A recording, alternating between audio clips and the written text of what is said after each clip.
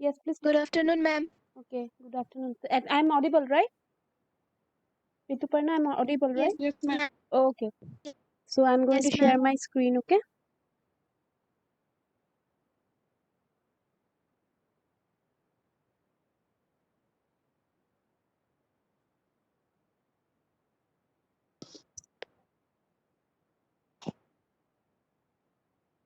So my screen is visible? Can you view my screen? No, ma'am. Not yet? Yes, ma'am. Now it's visible. Okay. Yes, ma'am. So let me start then, okay? So in the last class, okay, just wait.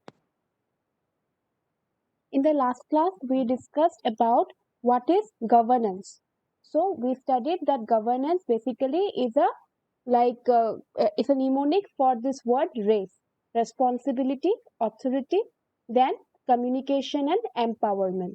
Later, we got to know that it basically comprises of two components: structural component and product component. Okay, then we move to something like the just what happened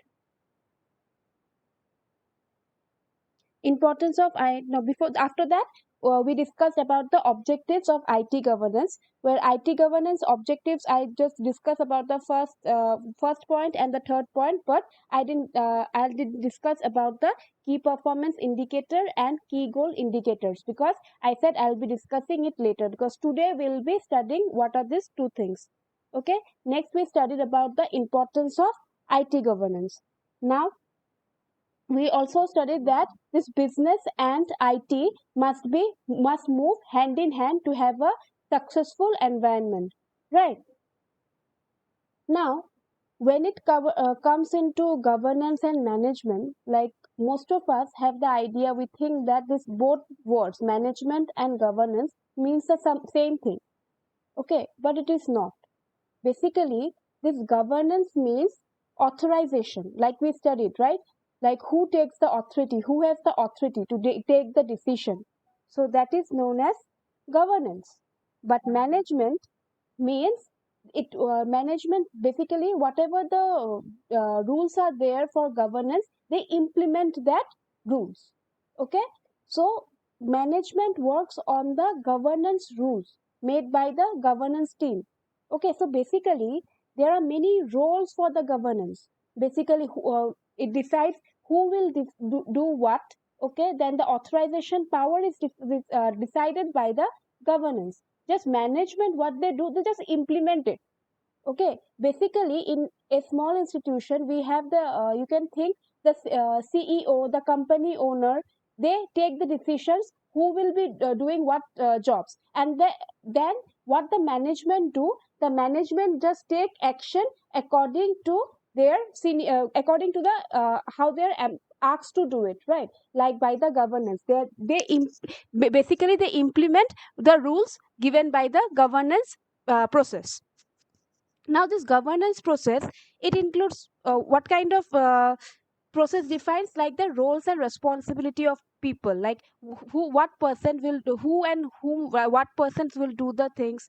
Then later we have the authorization also, and obviously communication of the rules, who will like see, every company has lower management, lower level team member and upper level, so someone needs to communicate to us. Suppose we in an organization, we are just the faculty, but above us we in our department also we have the program coordinators.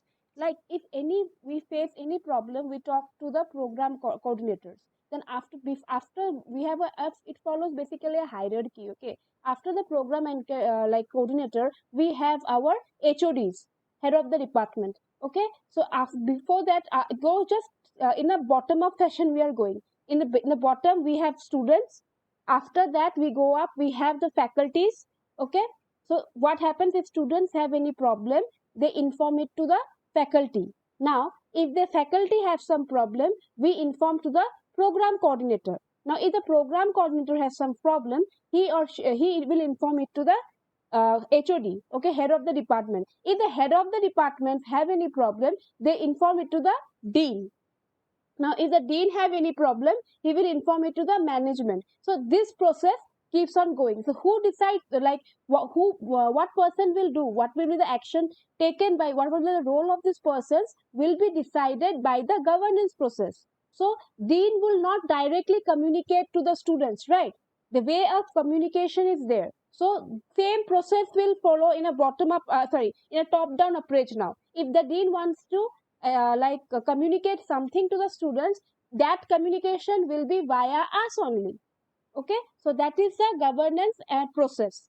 Okay, next, when you go through this one, so you can, if you go through this diagram, you find that there are some this one balance scorecard, KGI, that is a key goal indicator. Okay, key goal indicator and KPLs are there. So now what this diagram mean, you can see, I think there is governance is mentioned here, that it focuses on the authority to take decisions, while management is about implementation and institutionalization of the governance process. So now this governance, like you see, there are strategic business goals, IT governance. So this shows basically the difference between the governance and management, because many of us have the notion that management and governance means the same thing, but it is not. Now moving next, what does this so you should remember that this governance focuses on the authority part. Now what does this measure? This, some governance has certain measure. This is balance scorecard. Now this performance is basically a performance measurement which focuses on its customer. Okay, then financial measures, learning measures and everything. Okay, like this is falls under this balance scorecard. Now what does this key goal indicator or the KGI stand for? Basically it is related to predefined goal of an organization. Okay, so basically they includes what needs to be done. Suppose, let me give an example. When the pandemic started, so it happened like with the organization thought of how the exams need to be conducted. So before last semester also, you people are aware that question papers were generated automatically only, but we created a database of something 50 questions MCQs, then 30 2 marks question, 30 like this. Okay, 30, I don't remember the exact now, 30, I think 10, 30, 30 something 6 marks, and two questions of 8 marks, or 10 questions of 8 marks. Okay, so we prepared for this time also. By the month of March, we prepared everything like that.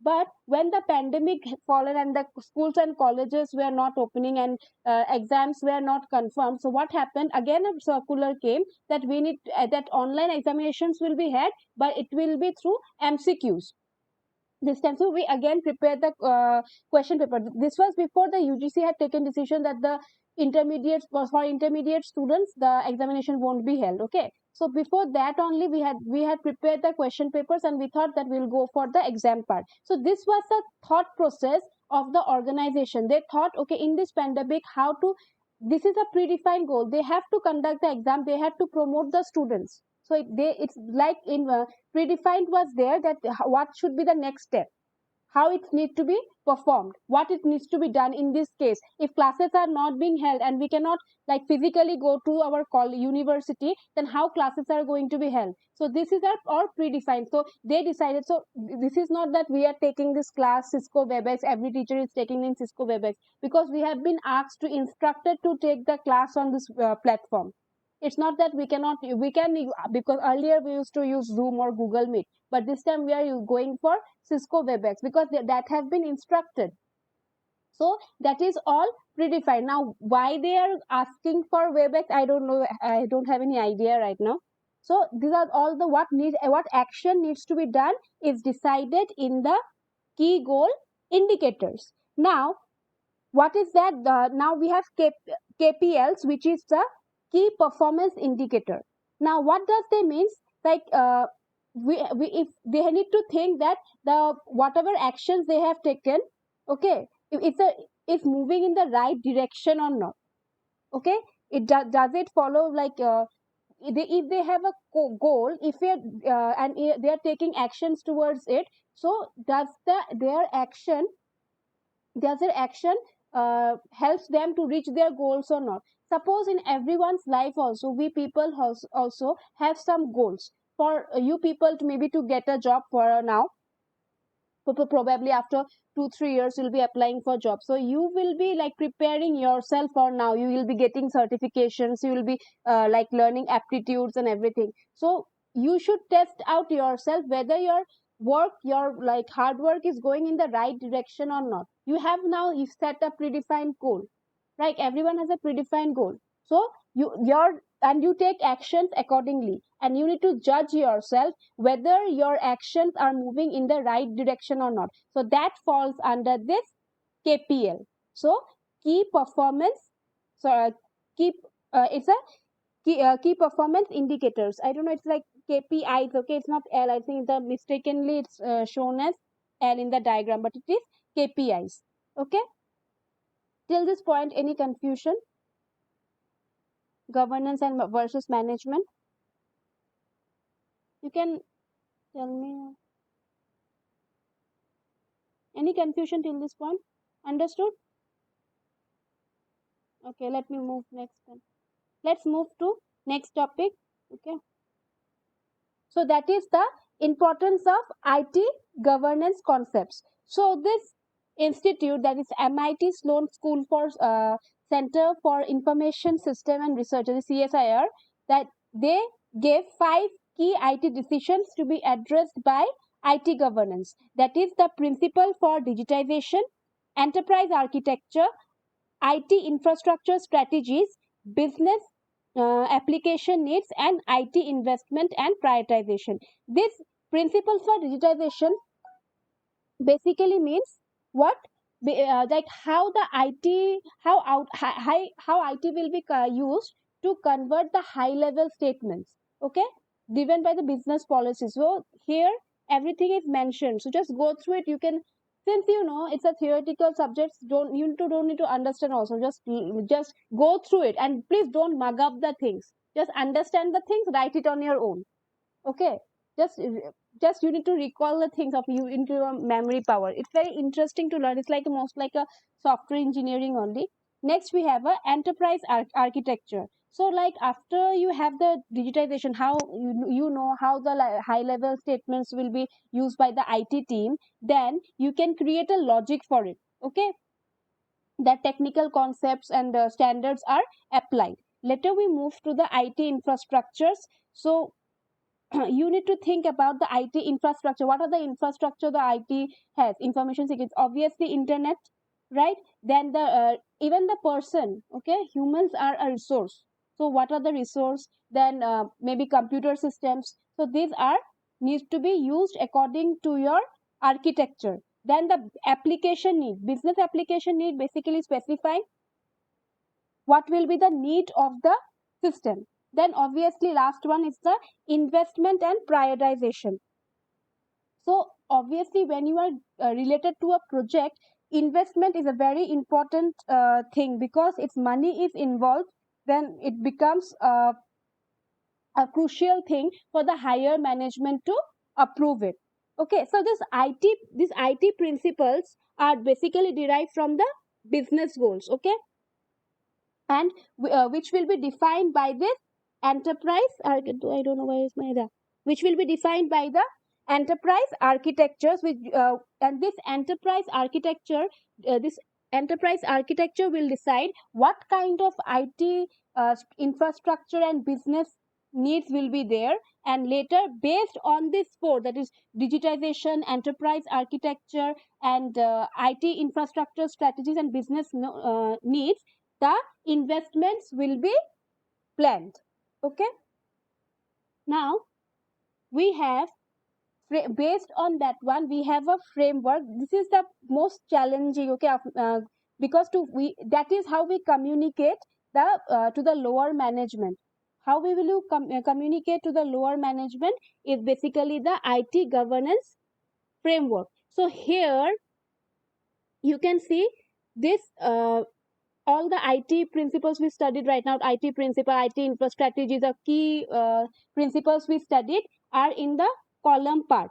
Okay, and these are the this one. business monarchy and everything are falls under the various IT models of IT governance. Okay, so here you can see in the business I don't know you are it's visible or not. It's basically business monarchy. So here decision is taken by the it's written cap but it's not cap. Okay, it's CIO. Okay, its decision is taken that is IT in a IT investment decision. You can check here this IT investment. Where is the span here?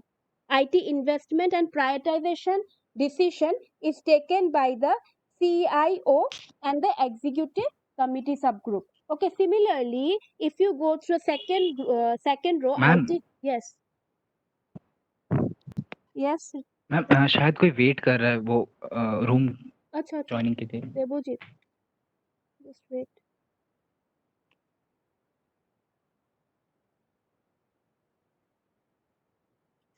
Okay.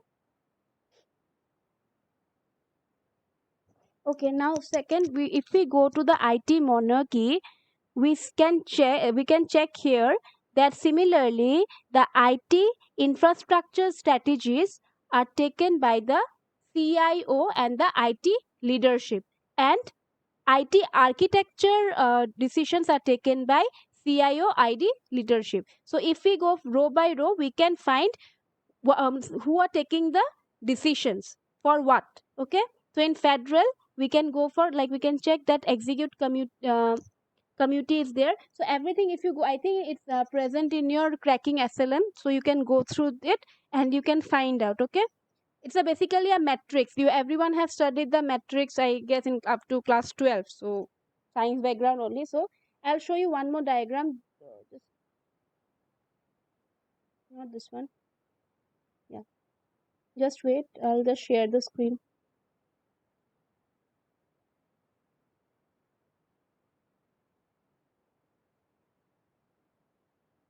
Okay, it's not visible, right? So you can see the different IT governance models and the people involved in it. Just the IT governance models, basically these are the models. Okay, the name I was showing you in the IT metrics framework.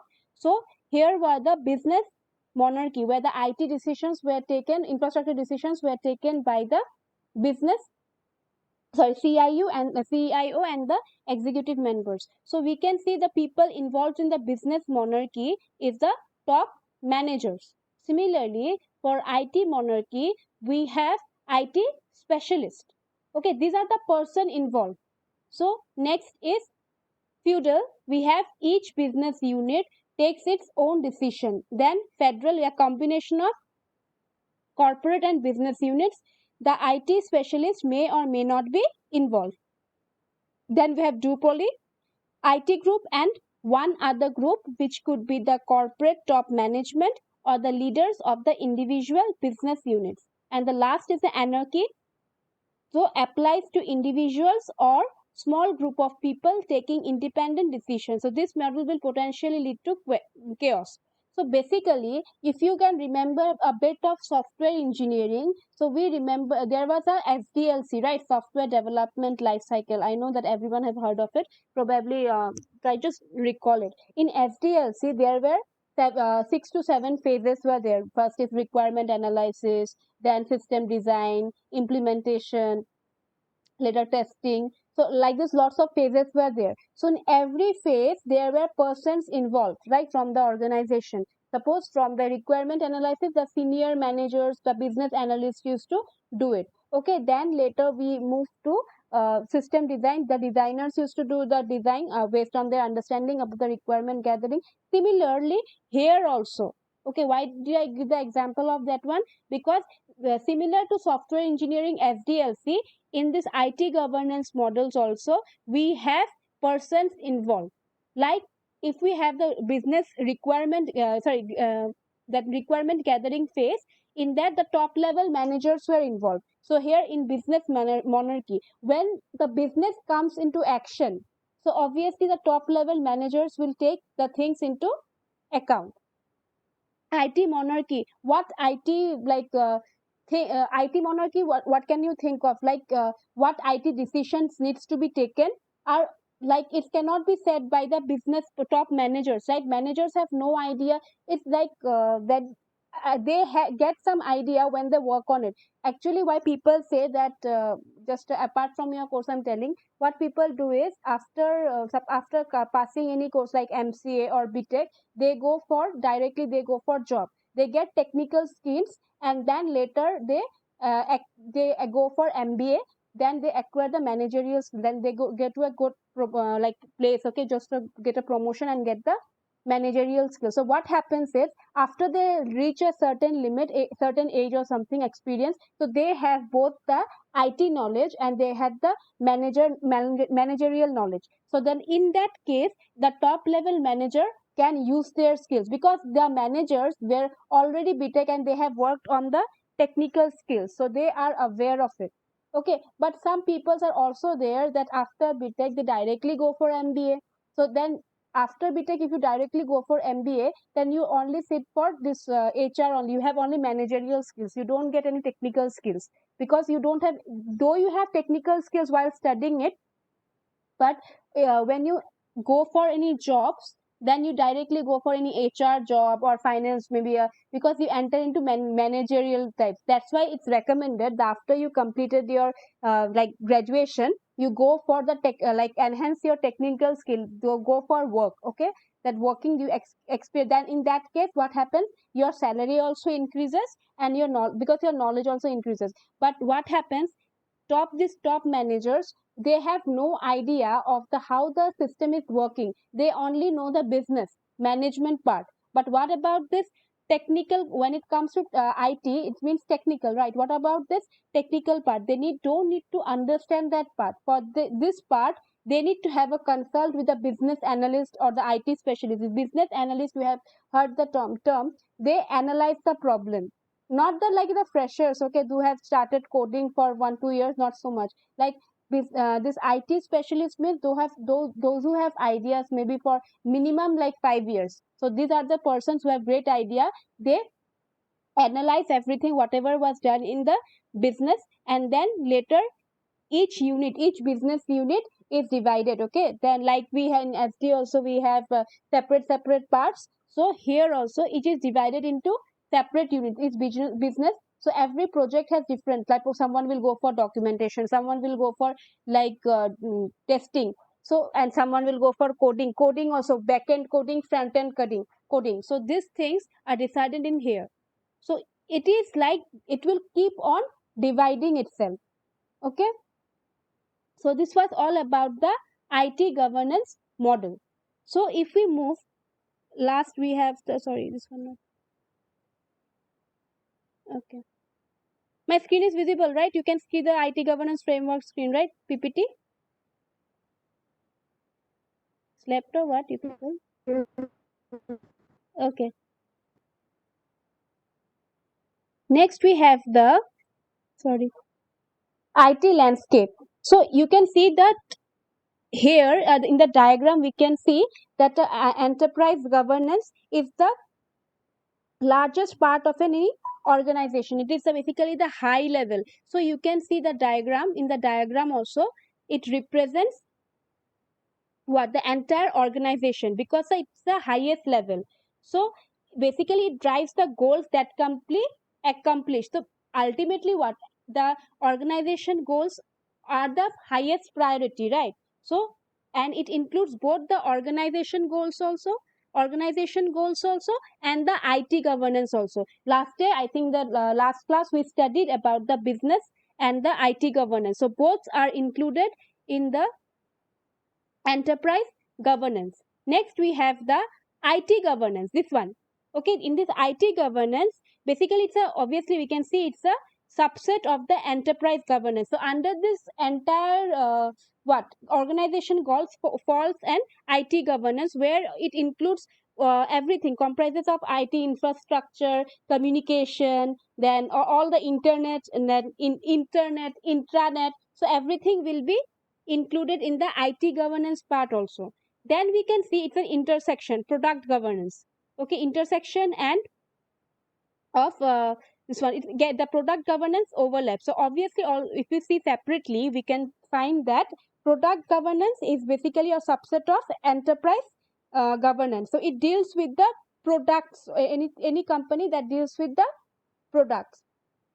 Okay, let me tell you, in all the big companies like big IT companies, IBM, so there are separate domains are there, right? Security domain, product domain, support, so lots of things. So those companies who deals with the product falls under this product governance. Now, and the last one we have under this development governance. So development governance falls in the intersection between the IT governance and the product governance. So it is relevant to organization that system development work. So it is relevant to both IT governance and the product governance. Same thing. Okay. So any confusion till this point? Yes, students, any confusion? You people slept? No. I know it's boring, but at least same something.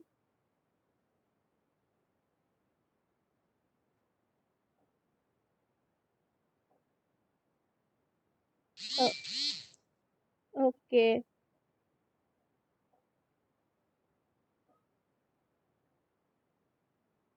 Okay. No questions?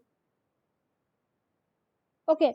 You people, please go through that. You people already have the resources in your this one. Well, I think I not cracking. Right. So yeah, cracking material. So you follow not the PPT but the SLM. Okay, just go through it, and if you get any confusion, ask me. Okay. Uh, please start studying, okay, because we don't know. I think from 1st September we'll be having the classes. For you people, I don't know, but we have to go to college from 1st September. So please study and work hard, and study some coding languages also, improve your coding skills. Okay. Okay, Hrithik, are you there? Right? You are Hrithik? Yes, Hrithik. Yes, ma'am. Can you please share with Yes, ma'am. the attendance today? Take a screenshot and just share with me. That's it. Okay. Okay. Okay. Okay. Thank you, everyone. Yes, ma'am. Yeah, we'll meet tomorrow then.